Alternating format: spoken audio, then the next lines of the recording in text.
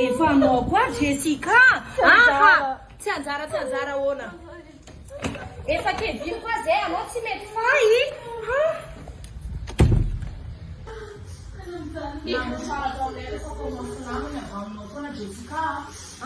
Dia isan'andro zany anao dia hijalopika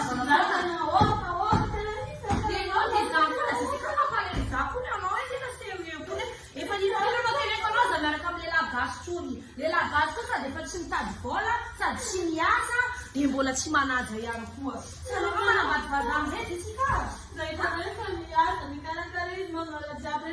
Jereny anao taloha pompom girl zao anao. Tena te hihina anao zao e. Tena zaho aloha tena leo mihitsy aminao e. Zany mpikavina foana isan'andro. Za tena fa anao fa taveriverina amin'ny kevina intsony a.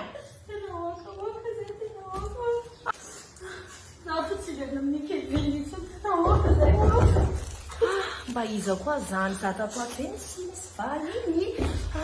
Iza zao. Iza. Jessica zany ty aty. Bébé. Alay vitanao tsika. Ino ma ataonao amin'ny olo mpanome conseil ratsy anao dia andao aty olona manampanome foana